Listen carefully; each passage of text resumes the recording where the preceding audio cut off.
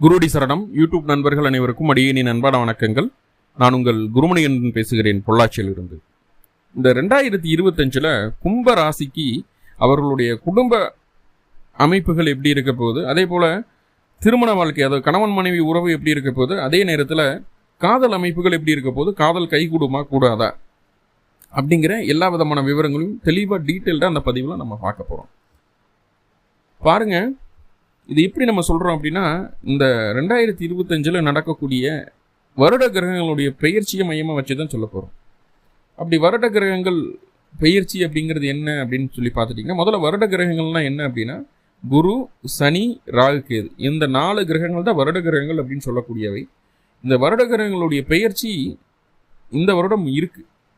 முதல்ல சனி பகவான் மார்ச் மாதம் உங்களுடைய ராசியிலிருந்து ராசிக்கு 2ஆம் இடமான குடும்பஸ்தானத்துக்கு பயிற்சி ஆகிறார். 7.5 சனியினுடைய கடைசி பகுதியில் உங்களுடைய ராசியானது இருக்குது.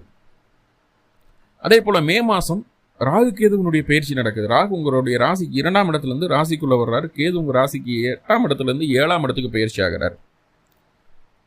அடுத்ததாக குரு பகவான் அதே மே மாதம் ராசிக்கு 4ஆம் இடத்துலேருந்து 5ஆம் இடத்துக்கு பயிற்சி ஆகுது குரு. பூர்வ புண்ணிய ஸ்தானத்தில் குரு பகவான் இருக்காங்க. வியாழ நோக்கம் அப்படிங்கிற குரு பலம் அப்படிங்கிறது உங்களுடைய ராசிக்கு இருக்குது. ஸோ இந்த கிரக நகர்வுகளை மையப்படுத்தி தான் குடும்பம், திருமண வாழ்க்கை, காதல் எப்படி இருக்க போகுது அப்படிங்கிறத பார்க்க போகிறோம். முதல்ல கும்ப ராசிக்கு குடும்ப அமைப்புகள் எப்படி இருக்குது அப்படின்னு சொல்லி பார்த்துடலாம். குடும்பம் அப்படின்னு சொல்லக்கூடியது 2ஆம் பாவங்க. உங்களுடைய ராசிக்கு 2ஆம் இடம் அப்படிங்கிறது மீன ராசி. மீன ராசி தான் உங்களுடைய குடும்பத்தை சொல்லக்கூடியது.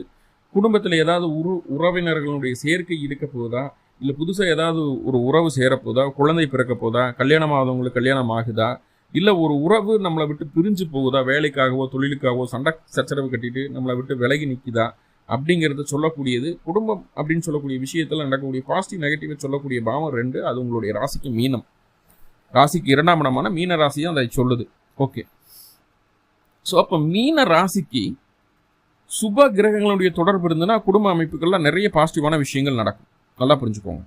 மீன ராசிக்கு பாவ கிரகங்களுடைய தொடர்பு இருந்தது அப்படின்னா குடும்பத்தில் நிறைய பிரச்சனைகளை சந்திக்க வேண்டியது இருக்கும். பாருங்க, இந்த வருட துவக்கத்தில் ராசிக்கு 2ஆம் இடம் அப்படின்னு சொல்லக்கூடிய குடும்பஸ்தானத்தில் ராகு பகவான் இருக்காருங்க. ராகு மே மாதம் தான் உங்களுடைய ராசிக்கு 2ஆம் இடத்துலேருந்து ராசிக்குள்ளே வர போகிறார். First one. சனி பகவான் பாருங்க, உங்கள் ராசிக்கு இருக்கக்கூடிய உங்கள் ராசிக்குள்ளேயே இருக்கக்கூடிய சனி மார்ச் மாதம் உங்கள் ராசிக்கு 2ஆம் இடத்துக்கு பயிற்சி ஆகுது. இந்த சனி, ராகு அப்படின்னு சொல்லக்கூடிய கிரகங்கள் எல்லாமே பாவ கிரகங்கள் அப்படின்னு சொல்லக்கூடியது. இயற்கையாகவே அவங்க பாவ கிரகங்கள் தான். ஆனால் நல்லா புரிஞ்சுக்கணும், நம்ம பார்க்கறது கும்பராசிக்கு, கும்பராசியினுடைய அதிபதியே சனி பகவான் தான். அவர் மார்ச் மாதம் 2ஆம் இடத்துக்கு பயிற்சி ஆகிறார். ஸோ இங்கே ஏதாவது நெகட்டிவ் இருக்கா அப்படின்னு கேட்டால், என்னதான் சனி 2ஆம் இடத்துக்கு போனாலும் அவர் உங்களுடைய ராசி அதிபதி இல்லையா, அதனால் அவர் உங்களுக்கு பெரிய நெகட்டிவை செய்ய மாட்டார் அப்படிங்கிற ஒரு விஷயத்த நம்ம மனசுக்குள்ளே யூகிச்சுக்கணும் அப்படிங்கிறத சொல்லுது. அப்போது சனி பயிற்சி ஆனாலும் பரவாயில்ல, ராகுகேது பயிற்சி ஆனதுக்கு அப்புறம் தான் குடும்பத்தில் இருந்து வந்த பிரச்சனைகள் நீங்கும் அப்படிங்கிறத சொல்லுது.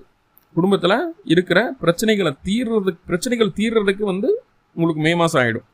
இப்போது மே மாதம் வரைக்கும் பிரச்சனைகள் இருக்குமானா கட்டாயம்.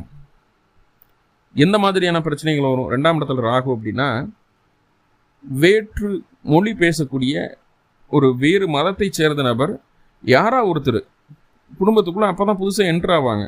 ஒரு முன்னாடி பழக்கம் இல்லாத வேற்று மொழி, வேற்று மதம், வேறு விஷயங்களை செய்யக்கூடிய நல்ல பழக்க வழக்கங்கள் இல்லாத தீமையான எண்ணங்களுடைய ஒரு நபர் குடும்பத்துக்குள்ளே என்ட்ரி கொடுப்பார். அந்த நபர் மூலமாக தான் குடும்பத்துக்குள்ளே பிரச்சனைகள் வரும். அப்போது கணவனோ மனைவியோ இது வரைக்கும் என்னென்ன நடந்தது, டெய்லி என்னென்ன அப்டேட் ஆகிட்டு இருக்கு, என்னென்ன நடந்துட்டு இருக்குது அப்படிங்கிறத கணவன் மனைவிக்கிட்டேயோ, மனைவி கணவன்கிட்டயோ அல்லது உங்கள் குடும்பத்தார்கிட்டையோ அந்த விஷயங்களை பகிர்ந்துக்கிறது அப்படிங்கிறது ரொம்ப ரொம்ப முக்கியம். ஏன்னா அந்த ராகு என்ன பண்ணும் அப்படின்னா, 2ஆம் இடத்துல கூடிய ராகு உங்களுக்கு தெரிஞ்ச விஷயத்த உங்கள் குடும்ப உறுப்பினர்களுக்கு வேறு மாதிரி சொல்லி காட்டிடும். நம்ம அதை போய் சொல்கிறதுக்கு முன்னாடி நம்ம குடும்பத்தார் நம்ம மேலே ஒரு பேட் ஒப்பீனியன் கிரியேட் பண்ணுறதுக்கு என்ன வழியோ அதை அந்த ராகு செஞ்சிடுது. 3ஆவது நபர் அந்த வேலையை செஞ்சிடறாரு. அப்போது முடிந்த அளவு உங்களுக்கு நடக்கக்கூடிய நன்மை தீமை எல்லா விஷயங்களையும் குடும்பத்துக்கிட்ட ஷேர் பண்ணிக்கிறதுக்கு வழி என்னவோ அதை செய்யுங்க. எதையும் மறைக்கணும்னு நினைக்க மாட்டோம் நம்ம. மறந்துடுவோம். அந்த மறந்த விஷயம் தான் நம்மளுக்கு பாதிப்பாக நிற்கும். அப்போ ஃபர்ஸ்ட் ஒன் வந்து முதல் 6 மாதங்களுக்கு 3வது நபரினுடைய தொடர்பை துண்டிக்கிறதுக்கு வழியை பாருங்கள். 2வது அப்படி சப்போஸ் அவங்க கூட தான் இருக்காங்க, அக்கம் பக்கத்தில் இருக்காங்க, ரொம்ப ஃபேமிலியோட நெருக்கமாக இருக்காங்க அப்படின்ற மாதிரியான ஒரு சூழ்நிலைகள் இருந்ததுன்னா அவர்கள் உங்களை பற்றி சொல்கிறதுக்கு முன்னாடியே நீங்கள் தெளிவாகிக்கிங்க. உங்கள்கிட்ட இருக்கிற விஷயங்களை நீங்கள் ஓப்பனாக குடும்பத்தில் பேசிடுங்க அப்படிங்கிறத நான் புரிஞ்சுக்கோங்க. சரி, மார்ச் மாதத்துக்கு மேலே அந்த சனி பயிற்சி ஆகுது. மே மாதம் வரைக்கும் ராகு அங்கே இருக்கிறார். அப்படிங்கும்போது மே மாதம் வரைக்கும் குடும்பத்தில் இது மாதிரி தான் இருக்கும். மே மாதத்துக்கு அப்புறமாவது நல்லா இருக்குமா அப்படின்னு கேட்டால் 2ஆம் அதிபதியான குரு பகவான் ராசிக்கு 5ஆம் இடத்துக்கு போகிறார். நல்ல விஷயம். குடும்பத்துக்கு அது ஒரு ஆரோக்கியமான விஷயம். அதாவது குழந்தை இல்லாதவங்க குழந்தை கிடைக்கிறது, 2வது கரு உண்டாகிறது, குடும்பத்தில் யாருக்கு கல்யாணம் இல்லாமல் இருக்காங்களோ கல்யாணம் இல்லாத இருக்கவங்களுக்கும் கல்யாணம் நடக்கிறது, முக்கியமான விஷயங்கள் எல்லாமே குடும்பம் சார்ந்த முக்கியமான வளர்ச்சிக்கு உண்டான விஷயங்கள் எல்லாமே மே மாதத்துக்கு மேலே நடக்கிறதுக்கு வாய்ப்புகள் உண்டு. குலதெய்வ அனுகிரகம் இருக்கும் பட்சத்தில் ரொம்பவே நல்லா இருக்கும் அப்படிங்கிறத சொல்லிடுவேன். அதே போல் நீங்களும் உங்களுடைய குடும்பத்திற்கு அதிக முக்கியத்துவம் தருவீர்கள். குடும்பத்தில் இருக்கிற நபருக்கு யாராவது காய்ச்சல் தலைவலி எதான் என்ன பிரச்சனையாலும் சரி, காசு பணத்தை எல்லாம் யோசிக்க மாட்டீங்க, செலவை யோசிக்க மாட்டீங்க, குடும்பத்துக்காக வாரி கொடுத்துடுவீங்க அப்படின்ற மாதிரியான ஒரு அமைப்பு. ஆனால் இதே சூழலில் அந்த சனி பகவான் 2ஆம் இடத்துல இருக்க வரைக்கும் குடும்பத்தில் யாரெல்லாம் உங்களுக்கு சாதகமாக இருக்காங்க, யாரெல்லாம் சுயநலமாக நடந்துக்கிறாங்க, உங்களுக்கு ஆப்போசிட்டாக நடந்துக்கிறாங்க அப்படிங்கிற விஷயத்தை அந்த சனி பகவான் கற்றுக் கொடுப்பாருங்க. ஸோ அதையும் நம்ம சந்திக்க தான் போகிறோம். அது என்னென்னா, குடும்பம் இன்னும் ஒரு ரிஃபைனாக வர்றதுக்கு தான், ஒரு கல் சிலையாகிறதுக்கு உண்டான வேலை தான். ஒரு குடும்பம் ஒரு வளர்ச்சி பாதைக்கு வர்றதுக்கு உண்டான வேலையை அந்த சனி பகவான் செய்கிறார். உங்களால் அந்த வளர்ச்சி அப்படிங்கிறது நடக்க போகுது அப்படிங்கிறத சொல்லுது. அதற்கு உங்களை தயார்படுத்துகிறார் அப்படிங்கிறத தீர்க்கமாக சொல்லிடலாம். ஓகே, மே மாதம் அந்த ராகு கேது பயிற்சி கூடவே குரு பயிற்சியும் ஆகிறதுனால குரு ராசியை பார்க்குறாரு. அப்படிங்கும்போது ராகு ராசிக்குள்ளே இருக்கும்போது நிறைய பிரச்சனைகளை கொடுக்கும். ஆனால் குரு பார்வை இருக்கிறதுனால எல்லாத்தையும் சமாளிக்க முடியும். ஒரு நல்ல கைடன்ஸ் கிடைக்கும். குல தெய்வ வழிபாடு செய்ய செய்ய செய்ய செய்ய செய்ய செய்ய உங்களுக்கு அவ்வளவு சூப்பராக இருக்கும். இந்த ராகு கேது என்னதான் ராசிக்குள்ள 7ஆம் இடத்துல ராகு கேதுகள் இருந்தாலும் பெரிய பாதிப்புகளை கொடுக்காது. ஏன் அதை சொல்கிறேன்னா, குலதெய்வ வழிபாடு கண்டிப்பாக பண்ணுங்க கும்பராசி அப்படின்னு சொல்கிறேன்னா, 7ஆம் இடம் அப்படின்னு சொல்லக்கூடிய உங்களுடைய வாழ்க்கை துணையை குறிக்கக்கூடிய பாவமான 7ஆம் இடத்துல கேது வந்து உட்கார்றாருங்க. இப்போ 7ஆம் இடத்துக்கு கேது வந்துட்டாலே கணவனுக்கு மனைவி மீதோ மனைவிக்கு கணவன் மீதோ பெரிய ஆசைகளோ பற்றுதலோ இருக்காது. சலிச்சு போயிடும். என்னத்தை போய் எப்போ பார்த்தாலும் இப்படியே தான், இப்போ பார்த்தாலும் இப்படி தான் சமைக்கிறேன், இந்த மாதிரி தான் இருக்குது, இப்போ பார்த்தாலும் படத்துக்கு கூப்பிட்டு போனால் தேட்டரை கூட மாற்றி கூப்பிட்டு போக மாட்டேன், இதையே இங்கேயே கூப்பிட்டு போகிறேங்க, போர் அடிச்சு போச்சு, வேறு ஏதாவது டிஃப்ரெண்ட்டாக பண்ணுவோம் அப்படின்ற மாதிரியான ஒரு எண்ணமெல்லாம் வந்துடும். வெளியே டூர் கூட்டிகிட்டு போவோம், வெறும் படத்துக்கு மட்டும் கூட்டிகிட்டு போகிறோம். இதில் அவங்க செய்கிற ரெகுலர் ஆக்டிவிட்டீஸில் உங்களை திருப்திப்படுத்தணும்னு செய்யக்கூடிய எல்லா ஆக்டிவிட்டீஸும் உங்களுக்கு வெறுப்பை தான் கொடுக்கும் வாழ்க்கை துணையின் மூலமாக. அப்போது கணவன் மனைவிக்குள்ளே அந்த வெறுப்பு தட்டும்போது, இப்போ பாருங்கள், முன்னாடி சொன்ன ராகு அந்த 3வது மனிதரை குடும்பத்துக்குள்ளே கொடுக்கும் அப்படின்னு சொன்னேன். அந்த கணவன் மனைவிக்குள்ளே வெறுப்பு தட்டும்போது உங்களுக்கு புதுமையாக உங்களுக்கு சந்தோஷப்படுத்தக்கூடிய உங்களுடைய உணர்வுகளை உட்கார்ந்து கேட்கக்கூடிய ஒரு நபர் கிடைச்சிட்டாருன்னா அவங்க மீது ஒரு அன்பு பாசம் அப்படிங்கிறது உருவாகும். தவறாக நினைக்க வேண்டாம், அன்பு பாசம் அப்படிங்கிறது உருவாகும். உங்களுடைய கிரக சூழ்நிலைகளை பொறுத்து, சப்போஸ் உங்களுடைய சுயஜாதகத்தில் ராகுவனுடைய தசாபுத்தி அந்தரமோ சந்திரனுடைய தசாபுத்தி அந்தரமோ இருந்ததுன்னா அது தகாத உறவாக மாறுவதற்கு வாய்ப்புகள் உண்டு. அப்படி இல்லாத பட்சத்தில் கவலைப்பட வேண்டாம். அப்போது சரி, அந்த விஷயமே போக வேண்டாம் சார், என்ன பண்ணணும் அப்படின்னா, கணவன் மனைவிக்குள்ள அந்த பிரச்சனை வரக்கூடாது, 3வது நபர் தடையது இருக்கக்கூடாதுன்னா வாழ்க்கை துணை என்ன சொல்லுது அப்படிங்கிறத காது கொடுத்து கேளுங்க. அவங்க உணர்வுக்கு மதிப்பு கொடுங்க. இதுக்கு முன்னாடி கொடுத்தீங்க கொடுக்கல அப்படிங்கிறத பற்றி நான் பேசலை, இப்போ கொடுங்க. இல்லைனா கண்டிப்பாக கணவன் மனைவிக்குள்ள பஞ்சாயத்தை சந்திக்க வேண்டியது இருக்கும். என்னதான் குடும்ப ஒற்றுமையாக இருந்தாலும் உங்களுக்குள்ள பிரிவினைகள் வர்றதுக்கு வாய்ப்புகள் உண்டு, கவனம் அப்படிங்கிறத சொல்லிடுறேன். ஓகே, அப்போது அப்படி நம்ம இந்த மாதிரியான பிரச்சனைகளுக்குள்ளே கொஞ்சம் அவங்களுடைய உணர்வுகளை கேட்காம பிடிக்காமல் இருந்தோம்னு வைங்களேன், அவங்க ஆட்டோமேட்டிக்காக அவங்க குடும்பத்துக்கு முக்கியத்துவம் கொடுக்க ஆரம்பிச்சிருவாங்க, நம்மளை விட்டுருவாங்க அப்படிங்கிறத புரிஞ்சுக்கோங்க. Right, okay.